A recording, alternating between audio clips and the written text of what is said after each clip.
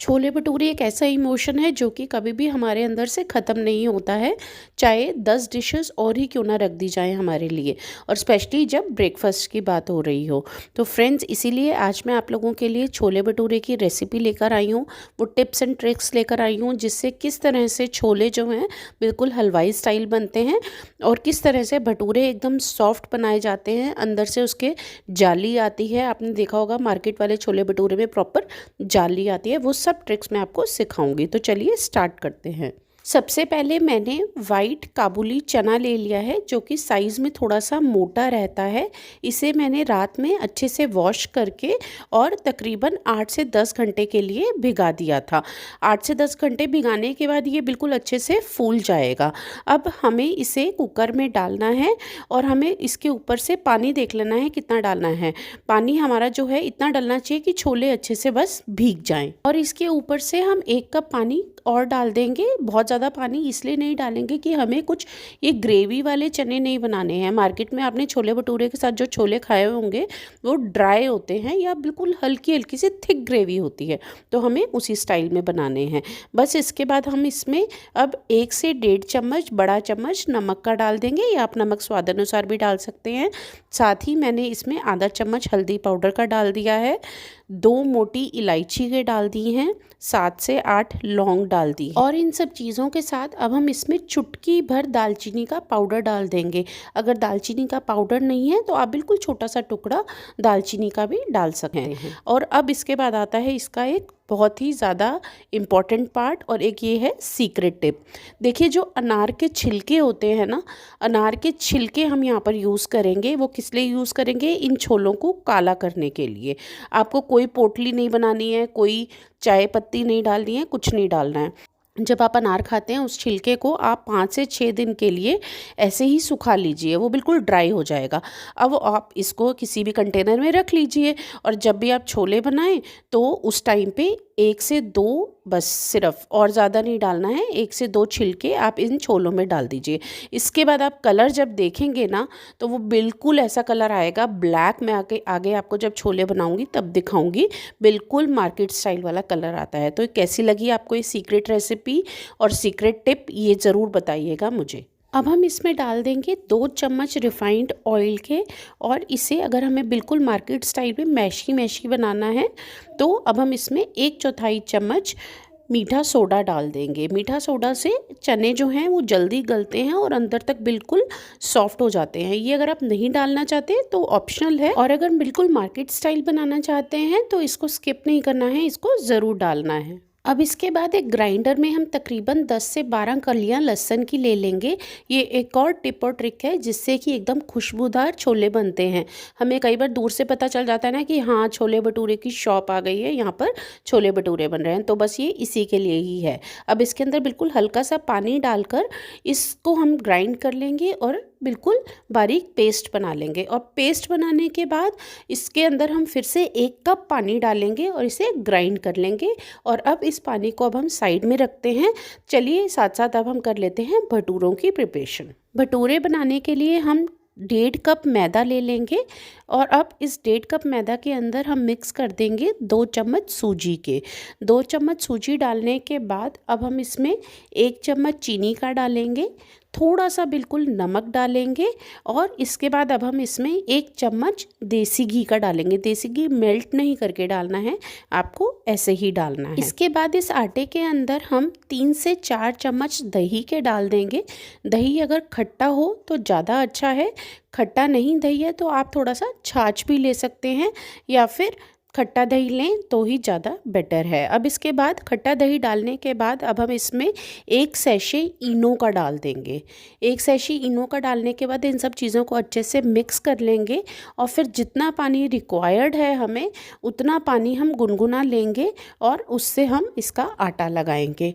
देखिए, मैदे का जब हम आटा लगाते हैं तो उसे थोड़ा सा रचने में टाइम लगता है, जैसे जैसे आप आटा गूँथते जाएंगे आप ये देखेंगे कि आटा जो है पूरा आपके हाथों पे चिपक रहा है, बहुत ज़्यादा स्टिकी हो रहा है। तो कोई इशू नहीं है, जैसे जैसे आप इसे गूँधेंगे ये बिल्कुल आपके हाथ से उतर जाएगा और एकदम से सॉफ्ट हो जाएगा।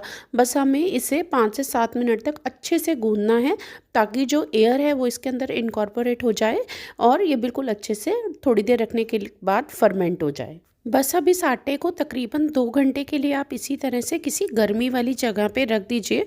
अभी क्या होगा ना, देखेंगे आप कि ये आटा हल्का सा ढीला है, कोई इशू नहीं है। मैदा जो है वो मॉइस्चर एब्जॉर्ब करता है, वो धीरे धीरे इसका मॉइस्चर, एक्सेस मॉइस्चर एब्जॉर्ब करेगा और ये आटा अपने आप नॉर्मल हो जाएगा। तो आप इसे तकरीबन 2 घंटे के लिए इसी तरह से कहीं ढक कर रख दीजिए। इतने में 5 से 6 सीटी लग के छोले भी बॉयल हो गए होंगे। आइए एक बार चेक कर लेते हैं। देखिए बिल्कुल परफेक्ट बॉयल हुए हैं छोले, और आप देख सकते हैं कि पानी भी बिल्कुल काला होना स्टार्ट हो गया है। अभी मैं आपको और ट्रिक्स बताऊंगी जिससे कि चने भी बिल्कुल आपके ब्लैक हो जाएंगे। ये सिर्फ अनार के छिलकों की वजह से हुआ है कि हमने ना तो आंवला डाला था इसे काला करने के लिए और ना ही पत्ती डाली थी। चलिए छोले का तड़का लगाने से पहले हम एक इसका ड्राई मसाला बना लेते हैं, जिसके लिए मैंने 2 से 3 चम्मच चना मसाला पाउडर डाला है। इसके साथ ही 2 चम्मच सूखे धनिया पाउडर के डाल दिए हैं। साथ ही इसमें आधा चम्मच देगी मिर्च पाउडर और थोड़ा सा गरम मसाला पाउडर डाल दिया है मैंने। बस अब इन सभी सूखे मसालों को अच्छे से मिक्स करके हम इस बाउल को साइड में रख देंगे। तो चलिए देखते हैं कि छोलों का तड़का कैसे लगेगा। देखिए मैं जब भी ये वाले छोले बनाती हूँ मैं हमेशा लोहे की कढ़ाई में बनाती हूँ, तो मैं आपको उसी हिसाब से बता रही हूँ। लोहे की कढ़ाई में तकरीबन 2 बड़े चम्मच हम ऑयल के डाल देंगे, और जैसे ही ये ऑयल गर्म हो जाएगा तो इसमें 1 चम्मच हम जीरे का डालेंगे। जीरे को हल्का सा भूनने दीजिए ऑयल में, कच्चा नहीं रहना चाहिए। अब इसके बाद जो मसाला हमने ड्राई मसाला बनाया था वो सारा मसाला हम इस ऑयल में डाल लेंगे और तकरीबन 2 मिनट तक इसे अच्छे से भूनना है, ताकि ऑयल का जो कलर है वो हल्का सा डार्क हो जाए। इसके बाद हमें इसमें 2 बड़े प्याज लेने हैं, उसे पीस कर अच्छे से पेस्ट बनाकर वो डालना है। और देखिए जब मैंने प्याज का पेस्ट बनाया था तब इसमें मैंने 2 मोटी इलायची और बिल्कुल थोड़ा सा धनिया पत्ती भी डाल दी थी, तभी इसका जो कलर आ रहा है वो हल्का सा ग्रीनिश आ रहा है। बस अब हमें थोड़ी सी पेशेंस रख के इन अनियंस के पेस्ट को बहुत अच्छे से भूनना है, ताकि इसका कच्चापन नहीं रहना चाहिए, और इतना भूनना है कि इसका जो ऑयल है वो सेपरेट होना स्टार्ट हो जाए। अब इसके बाद क्या करना है, जो हमने एक लहसुन का पानी बनाया था वो हमें डालना है इसमें। अब आप सोचेंगे उसमें क्या फ़र्क है, लहसुन का पेस्ट डाल देते हैं, बट ऐसा नहीं है। आप ये करके देखिए, इस प्रोसीजर से बहुत ही अच्छा फ्लेवर आता है। जब वो पानी पूरा इस ग्रेवी के अंदर मिक्स होता है, इस मसाले के अंदर मिक्स होता है, तो बहुत बढ़िया फ्लेवर देता है ये। अगर आपको लगता है कि लहसुन के कुछ पीसेस जो हैं वो साबुत रह गए हैं तो कोई इशू नहीं है, वो भी आप ज़रूर डालिए, उसको फेंकना नहीं है बिल्कुल भी, वो डाल दीजिए। वो इस मसाले के साथ अपने आप भून जाएंगे और अपने आप पक जाएंगे, तो कुछ बिल्कुल भी कच्चापन नहीं आएगा। अब जैसे ही ये लहसुन पकना शुरू होगा आप देखेंगे कि पानी सारा इवेपोरेट हो गया है और ऑयल फिर से सेपरेट होना शुरू हो गया है। बस इसी पॉइंट पे अब हमें 3 बड़े साइज़ के टमाटर लेने हैं, उन्हें पीसना है, मतलब उनका प्यूरी करना है और वो इसमें डाल देना है और अच्छे से इसे मिक्स कर लेना है। अब आता है पॉइंट कि जब हमने पहले सूखे मसाले डाले थे तो आपने नोट किया होगा कि हमने तब नमक बिल्कुल भी नहीं डाला था। तो यही है कि जिस टाइम पे हम टमाटर डालते हैं उसी टाइम पे हम नमक भी डाल देंगे थोड़ा सा। मैंने इसमें तकरीबन आधा चम्मच नमक और डाला है, क्योंकि नमक मैंने बॉईल करने के टाइम पर भी डाल दिया था। अब देखिए तकरीबन 7 से 8 मिनट लगेंगे और टमाटर भी बहुत अच्छे से हमारे पक जाएंगे। अब इसके बाद हमने क्या करना है, जो हमने उबाले हुए छोले रखे हुए थे वो इसके अंदर डाल देंगे। पानी देखिए हमने पहले ही ज़्यादा नहीं डाला था, तो इसमें भी कम ही पानी है। बस इसे अच्छे से मिक्स कर देना है। और हाँ, एक इम्पॉर्टेंट चीज़ कि जो हमने अनार के छिलके डाले थे वो हमें निकालने नहीं है अभी, वो इसके अंदर ही रहने दीजिए। आप देखेंगे कि थोड़ी देर के बाद जब ये अच्छे से बॉयल होंगे, पानी इसका रिड्यूस होना शुरू होगा, ग्रेवी गाढ़ी होनी शुरू होगी, तो इस मसाले की वजह से और अनार के छिलकों की वजह से छोले अपने आप धीरे धीरे काले होने शुरू हो जाएंगे।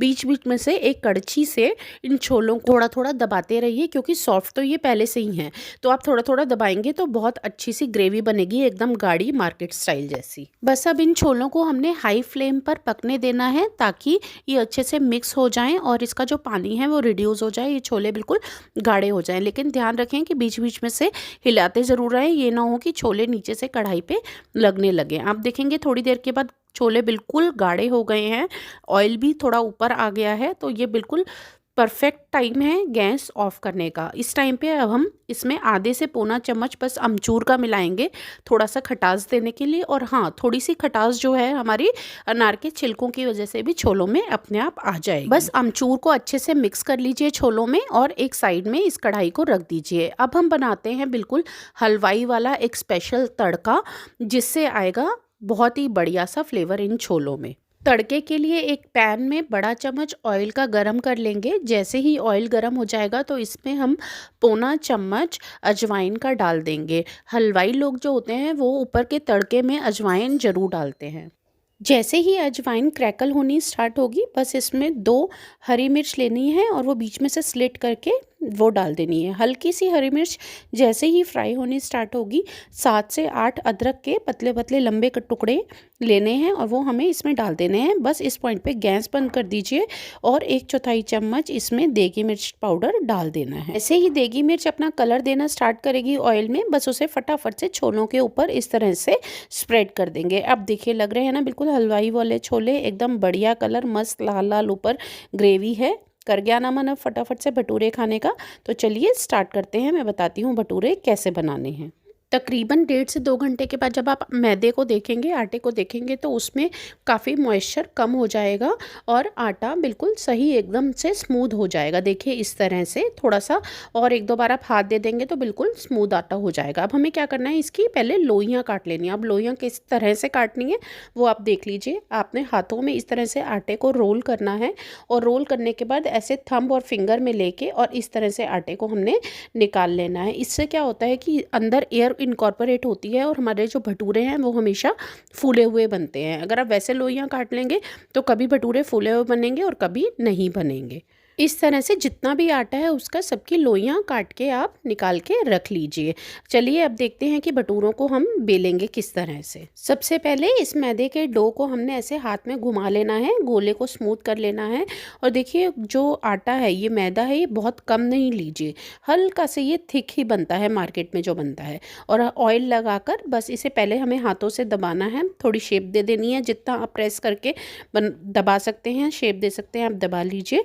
उसके बाद हमें बेलन की हेल्प से इसे जो भी आपकी रिक्वायर्ड शेप है, आप लंबा बनाना चाहते हैं या गोल बनाना चाहते हैं, वैसे ही आराम से इसे शेप दे दीजिए। आप देखेंगे जैसे जैसे आप मैदा को बेलेंगे वैसे वैसे ये एक बार तो वही शेप ले लेगा, लेकिन थोड़ा थोड़ा वापस रिड्यूस होता जाएगा। तो आपको जितना बड़ा बनाना है आप उस हिसाब से उससे थोड़ा सा एक्स्ट्रा बड़ा बनाइए ताकि वो रिड्यूस होकर आपके डिज़ायर्ड शेप में आ जाए। बस अब हम ऑयल को थोड़ा अच्छे से गर्म कर लेंगे। ऑयल ठंडा नहीं रहना चाहिए और बिल्कुल आराम से भटूरे को ऑयल में डाल दीजिए और इस तरह से एक कड़छी की हेल्प से ऊपर फटाफट से ऑयल साथ साथ डालना है, नहीं तो भटूरा फूलेगा नहीं। ऑयल ऊपर गरम गरम डलेगा तो उसकी वजह से जो भटूरा है या पूड़ी होती है हमारी वो फूल जाती है। तो हमें इस चीज़ का ध्यान रखना है। एक साइड से सिक जाएगा तो इसी तरह से पलट के दूसरी साइड से सेक लेंगे। अब देखिए आप देखेंगे कि इसके ऊपर एक ग्लेज आया है, क्योंकि हमने आटे में चीनी डाली थी, उसकी वजह से ये हल्का सा गोल्डन कलर आया है भटूरे के ऊपर। गर्मा गर्म भटूरा बिल्कुल बढ़िया तरीके से फूल गया है दोनों तरफ से। बस अब हम इसे प्लेट में निकाल लेंगे और इसी तरह से सभी भटूरे तैयार कर लेंगे। चलिए प्लेट में सर्विंग कर लेते हैं और उसके बाद मैं आपको इसकी जाली भी दिखाती हूँ कि किस तरह से अंदर से इसमें जाली आई है। मैंने तो गर्मा गर्म भटूरों की और साथ में गर्मा गर्म छोलों की प्लेटिंग कर ली है। ये बिल्कुल परफेक्ट कॉम्बिनेशन है इन विंटर्स का, स्पेशली फॉर ब्रेकफास्ट। चलिए मैं आपको इसको खोल कर दिखाती हूँ कि कितनी परफेक्ट जाली आई है मेरे भटूरों में। ये देखिए फ्रेंड्स, मैं अब इसे दोनों हाथों से बीच में से खोलती हूँ। देखिए है ना बिल्कुल परफेक्ट जाली, जैसे कि मार्केट के छोले भटूरे में होती है। तो क्यों देर किस बात की, चलिए फटाफट से आप भी इसी रेसिपी के अकॉर्डिंग, इसी मेथड के अकॉर्डिंग भटूरे बनाकर देखिए और अपने फैमिली मेम्बर्स के साथ इस विंटर सीजन को एंजॉय कीजिए। और इसी तरह से अगर आप कुछ यूनिक सी टिप्स एंड ट्रिक्स वाली रेसिपीज़ देखना चाहते हैं तो मेरे चैनल को फटाफट से सब्सक्राइब कर लीजिए। Stay connected with delicious food with Shikha.